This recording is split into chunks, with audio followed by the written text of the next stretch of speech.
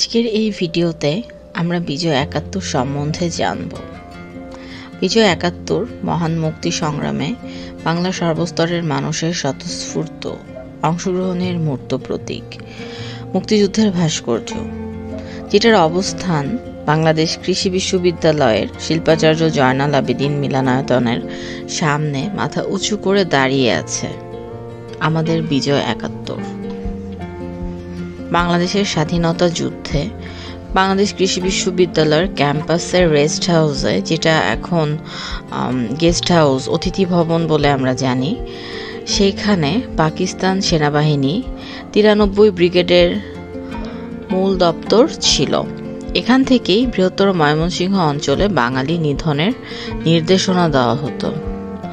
যুদ্ধে বিশ্ববিদ্যালয় সংশ্লিষ্ট ইতিহাস স্মরণে ভাস্কর্য নির্মাণের উদ্যোগ নেওয়া হয়।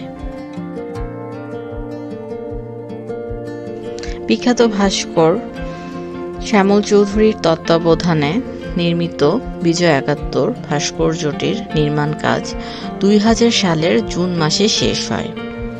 ভাস্কর্যটির নির্মাণ ব্যয় প্রায় ২৪ লাখ টাকা। ৬ ফুট উঁচু একটি বেদির উপর অবস্থিত ভাস্কর্য একজন নারী, একজন কৃষক ও একজন ছাত্র মুক্তিযোদ্ধার। একজন কৃষক মুক্তিযোদ্ধা বাংলাদেশের পতাকা তুলে ধরেছে আকাশের দিকে। তার ডান হাতে শাশ্বত বাংলার সর্বস্ব ত্যাগী ও সংগ্রামী নারী দৃঢ়চিত্তে মুক্তিযুদ্ধে অংশগ্রহণের আহ্বান জানাচ্ছেন, যার সঙ্গে আছে রাইফেল।